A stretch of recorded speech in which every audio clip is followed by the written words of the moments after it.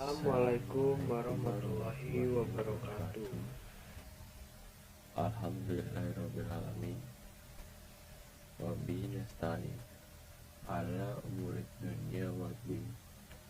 Wassalatu wassalamu ala asrofil anbiya'i wa mursalin wa ala alihi washabihi ajmain, amma ba'du.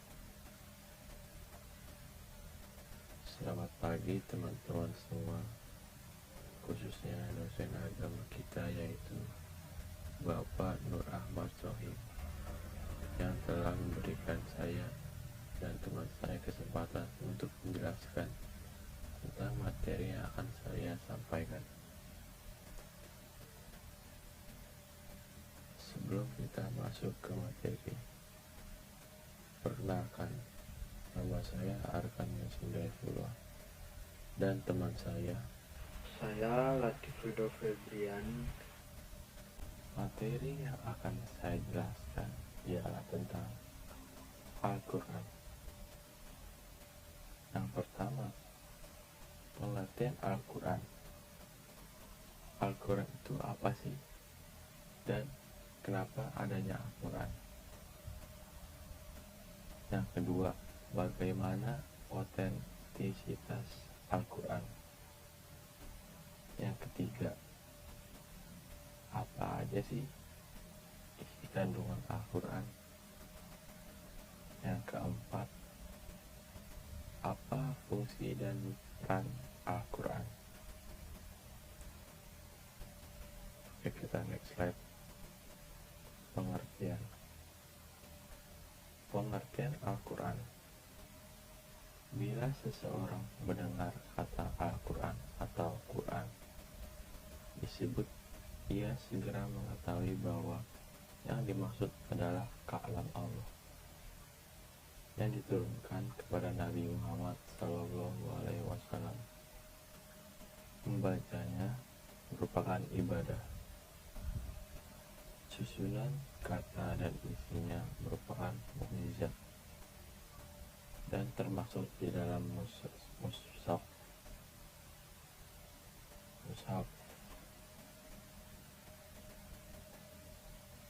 Oke, kita next slide. Al-Quran dan hadis adalah sumber utama untuk umat Islam di seluruh dunia untuk menjalani kehidupan. Al-Quran adalah mukjizat terbesar Nabi Muhammad SAW yang diturunkan kepadanya secara berangsur-angsur melalui perantara malaikat Jibril. Tidak hanya Al-Quran, Allah juga menurunkan firman-firman-Nya kepada Nabi Muhammad yang disebut dengan hadis. Namun, ada beberapa hal yang membedakan hadis dan juga Al-Quran. Al-Quran sendiri harus dipegang ketika di dalam keadaan suci dari hadas kecil atau hadas besar. Sedangkan hadis boleh dibaca walaupun kita tidak sedang dalam keadaan suci. Ayat-ayat Al-Quran adalah ayat yang harus dibaca ketika umat Islam melaksanakan sholat. Sedangkan hadis tidak boleh dibaca ketika sholat. Begitulah beberapa perbedaan antara Al-Quran dan hadis. Oke, kita next slide. Al-Quran. Al-Quran merupakan istilah dari bahasa Arab yang memiliki arti bacaan. Al-Quran diturunkan oleh Allah melalui malaikat Jibril. Al-Quran diturunkan secara berangsur-angsur di kota besar Mekah dan Madinah. Sejak tahun 610 Masehi sampai kematian Nabi Muhammad tiba, yaitu pada tahun 632 Masehi. Istilah Al-Quran berasal dari kata kerja qara yang artinya membaca. Istilah Al-Quran yang tertulis di dalam Al-Quran itu sendiri. Bahkan istilah Al-Quran muncul sebanyak 70 kali. Salah satunya tercantum dalam surat At-Taubah ayat 111 yang berbunyi, sesungguhnya Allah membeli dari orang-orang mukmin baik diri pun maupun harta mereka dengan memberikan surga untuk mereka. Mereka berperang di jalan Allah sehingga mereka membunuh atau terbunuh sebagai janji yang benar dari Allah di dalam Taurat, Injil, dan Al-Quran. Dan siapakah yang lebih menepati janjinya selain Allah? Maka bergembiralah dengan jual beli yang telah kamu lakukan itu, dan demikian itulah kemenangan yang agung. Yang kedua ialah otentisitas Al-Quran. Prof. Dr. Haji Athaillah MAG melalui bukunya yang berjudul Sejarah Al-Quran, verifikasi tentang otentisitas Al-Quran, mengajak para pembacanya untuk melihat sisi otentisitas Al-Quran melalui historisnya, sekaligus menolak pandangan kaum orientalis dan sebagai umat Islam sendiri yang meragukannya. Terkait dengan otentisitas Al-Quran, Syekh Nawawi bantah dalam Qatar Al-Gaid yang mengungkapkan bahwa Allah menurunkan sejumlah kitab kepada para nabi secara berangsur-angsur atau dengan memperantarakan malaikat Jibril. Kitab-kitab itu sendiri bukan makhluk alasannya, karena bukan karangan manusia, namun karangan Allah semata. Di samping itu, kitab-kitab kadim terdahulu dari sisi argumen yang dibangun menunjukkan bahwa firman Allah itu kadim terdahulu. Apalagi di kitab-kitab itu tidak saling bertentangan satu sama lain dalam hal makna. Misalnya, firman Allah pada satu tempat tidak membatalkan firman-Nya pada tempat lain.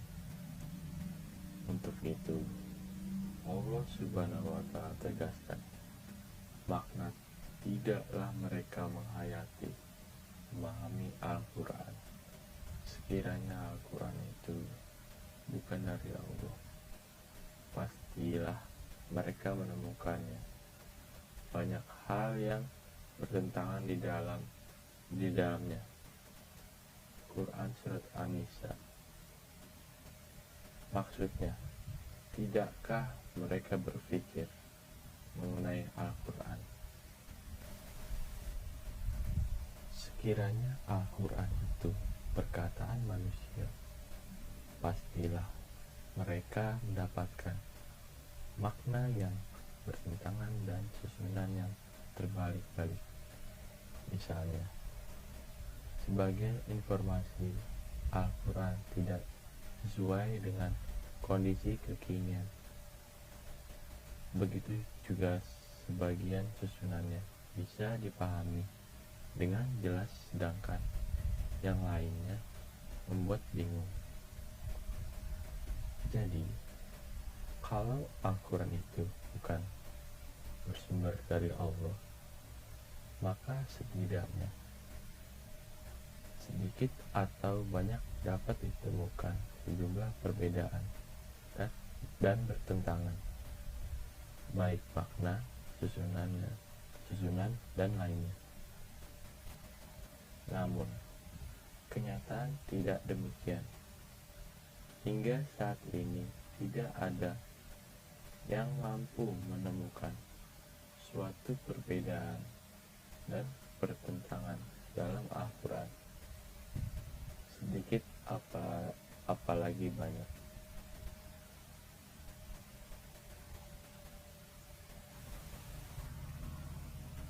Berdasarkan semua keterangan di atas, maka siapa saja yang meragukan otentisitas dan validitas kitab-kitab yang diturunkan kepada sejumlah rasul, seperti tidak meyakini sama sekali mengenai isi satu ayat atau satu kalimat, maka sungguh orang tersebut dapat dipastikan telah kafir, menutupi kebenaran dan mendustakan kitab-kitab tersebut.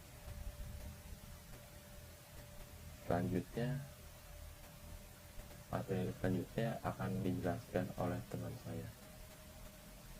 Lanjutkan presentasi yang tadi dilakukan teman saya. Di sini saya akan membahas isi kandungan Al-Quran dan fungsi Al-Quran. Isi kandungan Al-Quran antara lain tentang pokok-pokok atau dasar-dasar ajaran Islam yang berkenaan dengan masalah ketauhidan, akidah, ibadah, akhlak, hukum, dan sains, atau ilmu pengetahuan yang dibutuhkan manusia dalam kehidupannya. Kitab suci Al-Quran yang diturunkan kepada Nabi Muhammad SAW sebagai pedoman hidup bagi umat manusia berisi ajaran yang lengkap dan menyeluruh yang diberikan oleh Allah SWT. Ajaran-ajaran tersebut ada yang bersifat mujmal, yakni hanya memberikan prinsip-prinsip umumnya saja, dan ada juga bersifat tafsil, yakni ajaran yang terperinci dan khusus. Al-Quran juga sebagai peringatan dan pelajaran bagi manusia berupa sejarah atau kisah umat terdahulu. Dalam kisah-kisah itu dijelaskan bahwa ada di antara umat manusia sebagian orang-orang yang beriman, taat, dan soleh. Namun ada pula sebagian yang lain orang-orang yang kafir, yang bermaksiat. Berikut beberapa isi kandungan Al-Quran. Yang pertama, akidah.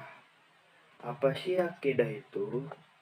Akidah Islam adalah keyakinan berdasarkan ajaran Islam yang bersumber dari Al-Quran dan hadis.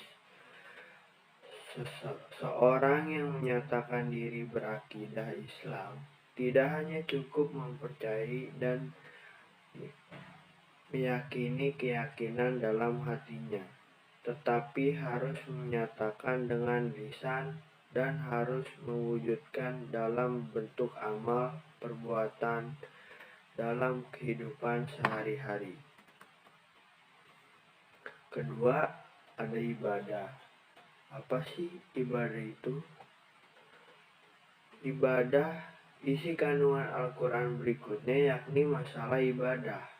Ibadah berasal dari kata abada ya budu abadan, artinya mengabdi atau menyembah.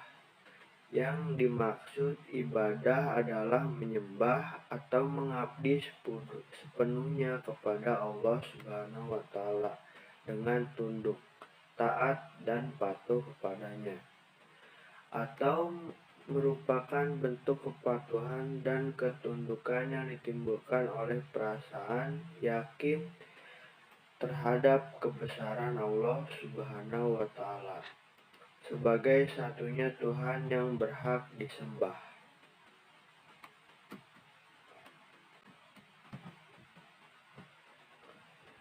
Ketiga, ada akhlak. Isi kandungan Al-Quran berikutnya memuat tentang akhlak. Ditinjau dari segi etimologi, akhlak merupakan bentuk jama dari kata huluk yang berarti perangai, tingkah laku, tabiat, atau budi pekerti. Dalam pengertian terminologis, akhlak adalah sifat yang tertanam dalam jiwa manusia yang muncul spontan dalam tingkah laku hidup sehari-hari. Dalam konsep bahasa Indonesia, akhlak semakna dengan istilah etika atau moral. Akhlak merupakan satu fundament penting dalam ajaran Islam, sehingga Rasulullah Shallallahu Alaihi Wasallam menegaskan dalam sebuah hadis bahwa tujuannya diutusnya Nabi Muhammad adalah untuk memperbaiki dan menyempurnakan akhlak mulia manusia. Lalu keempat, ada hukum. Hukum sebagai salah satu isi pokok ajaran dalam Al-Quran, berisi kaidah-kaidah dan ketentuan-ketentuan dasar dan menyeluruh bagi umat manusia. Tujuannya adalah untuk memberikan pedoman kepada umat manusia agar kehidupannya menjadi adil, aman, tentram, teratur, sejahtera, bahagia, dan selamat di dunia maupun di akhirat kelak. Lalu di sini ada fungsi Al-Quran.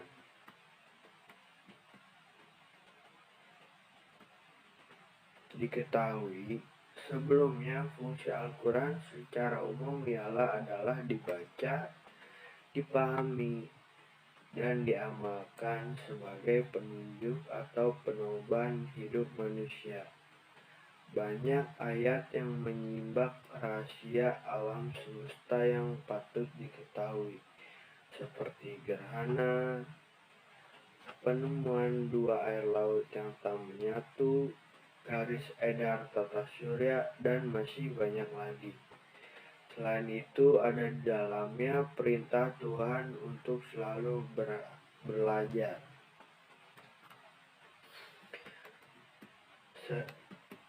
Sehingga dimaksudkan saat membaca Al-Quran, Allah meminta untuk memahami, bukan berdiam terpaku dengan arti ayat itu semata. Ada tafsir dan ilmu pengetahuan ilmiah sebagai penguat dasar, serta ada banyak kisah teladan yang bisa menjadi petunjuk hidup.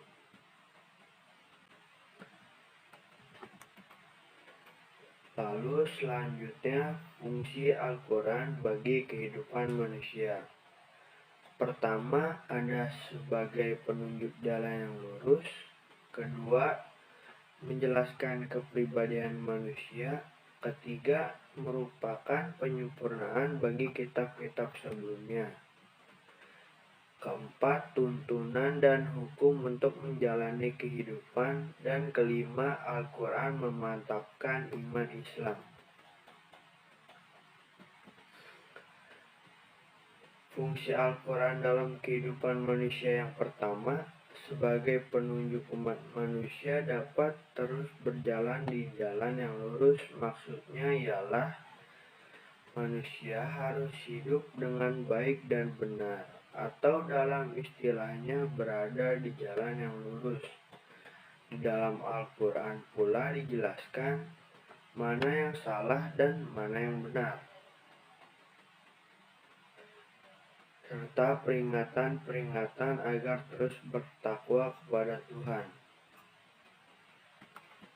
Kedua, menjelaskan kepribadian manusia. Fungsi Al-Quran sebagai bentuk pemahaman dan menjelaskan kepribadian manusia dibandingkan dengan makhluk lain yang ada di bumi. Manusia adalah makhluk yang diberikan akal, bisa membedakan baik dan buruk. Hal ini membuat berbeda dengan binatang yang sama-sama ciptaan Tuhan. Ketiga merupakan penyempurnaan bagi kitab sebelumnya. Apa sih maksud itu? Kitab-kitab Allah sebelumnya ditunjukkan hanya pada umat zaman tersebut saja, berisi petunjuk cara bersikap, bersopan santun, dan mengarahkan manusia. Berbeda dengan Al-Quran yang diperuntukkan bagi seluruh umat sampai akhir zaman. 4. Tuntunan dan hukum untuk menjalani kehidupan. Al-Quran selain berisi hukum, juga mengandung tuntunan manusia dalam menjalani kehidupan di dunia. Fungsi Al-Quran untuk mengatur bagaimana menjalin hubungan dengan orang lain, berdagang, mengatur warisan, zakat, dan masih banyak lagi. Kelima, Al-Quran memantapkan iman Islam. Melalui baca-bacaan kalam ilahi menjadi fungsi Al-Quran untuk dipelajari, kemudian mengamalkannya sehingga bisa memantapkan iman Islam kita. Isi Al-Quran akan membuat umat Islam semakin yakin bahwa agama ini adalah agama yang harus dianut. Lalu fungsi selanjutnya adalah dalam agama Islam. Yang pertama, Al-Huda sebagai petunjuk, Al-Furqan sebagai pemisah, Al-Asifah sebagai obat, dan Al-Mu'izah sebagai nasihat. Al-Huda sebagai penunjuk. Di dalam Al-Quran ada 3 posisi yang fungsinya sebagai penunjuk, yakni penunjuk bagi manusia secara umum, serta penunjuk bagi orang-orang yang bertakwa, dan penunjuk bagi orang-orang yang beriman.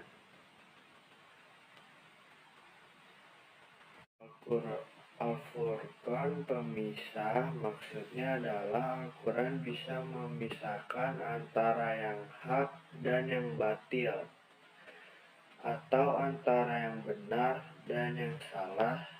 Di dalamnya menjelaskan beberapa hal yang mengenai yang boleh dilakukan dan yang tidak boleh dilakukan, demi menjaga keutuhan dan kedamaian umat manusia serta mencegah perilaku yang buruk.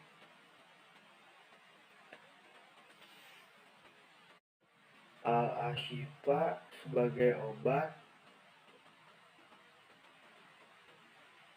Beberapa ayat tertentu dipercaya bisa menjadi obat penyakit mental, di mana membaca Al-Quran dan mengamalkannya bisa terhindar dari berbagai penyakit hati. Meski Al-Quran hanya sebatas tulisan saja, namun membaca isinya dapat memberikan pencerahan bagi setiap orang yang beriman. Al-Mau'izah sebagai nasihat, yang maksudnya di dalam Al-Quran terdapat banyak pelajaran, nasihat-nasihat, peringatan tentang kehidupan bagi orang yang bertakwa, yang berjalan di jalan Allah. Nasihat yang ada dalam Al-Quran biasanya berkaitan dengan sebuah peristiwa atau kejadian. Peristiwa itu bisa dijadikan pelajaran bagi orang-orang di masa sekarang atau masa setelah ini. Fungsi Al-Quran sebagai ilmu pengetahuan. Satu adalah ilmu tauhid. Fungsi Al-Quran yang pertama dari segi ilmu pengetahuan ialah ilmu tauhid. Ini merupakan ilmu kalam dalam Islam, disiplin filsafat dalam mencari prinsip-prinsip teologi melalui dialektika, membahas pengokohan keyakinan dalam agama Islam, sehingga dapat memperkuat dan menghilangkan keraguan tentang ketuhanan. Kedua, ada ilmu hukum. Fungsi Al-Quran selanjutnya terdapat ilmu hukum yang dibahas sebagai bentuk sifat keadilan dalam berkehidupan sosial serta mengarahkan manusia untuk saling menghormati dan bersikap baik antar sesama. Misalnya saja terdapat hukum pernikahan, warisan, zakat, sedekah, dan lain sebagainya. Ada ilmu tasawuf. Ketiga, ada ilmu tasawuf. Fungsi Al-Quran berikutnya sebagai sumber ilmu tasawuf adalah ilmu ini menjadi cara untuk mensucikan jiwa, menjernihkan akhlak dan batin. Ilmu filsafat Islam. Fungsi Al-Quran juga sebagai filsafat Islam ialah hubungan ilmu kalam dengan filsafat yang dikembangkan oleh cendekiawan Muslim. Jika dalam ilmu filsafat lain kadang masih mencari tentang kehadiran Tuhan, namun di filsafat Islam sudah meyakini tentang keesaan Tuhan, yakni Allah Subhanahu wa Ta'ala. Ilmu sejarah Islam. Fungsi Al-Quran juga penuh akan kisah sejarah, baik yang patut diteladani. Fungsi Al-Quran juga penuh akan kisah sejarah, baik yang patut diteladani maupun sebagai ilmu pengetahuan. Al-Quran mengandung ilmu sejarah dari masa terbentuknya manusia hingga perjuangan Nabi Muhammad. Yang terakhir, ada ilmu pendidikan Islam. Fungsi Al-Quran selanjutnya menjadi salah satu sumber utama dalam mempelajari Islam. Di dalam Al-Quran juga sering disebutkan ilmu pengetahuan lain seperti ilmu biologi, astronomi, dan banyak yang lainnya.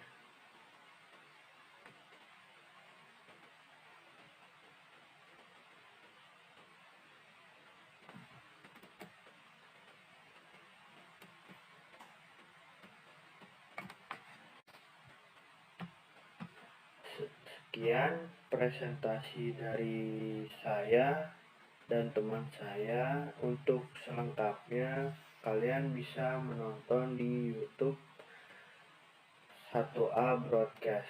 Terima kasih. Wassalamualaikum warahmatullahi wabarakatuh.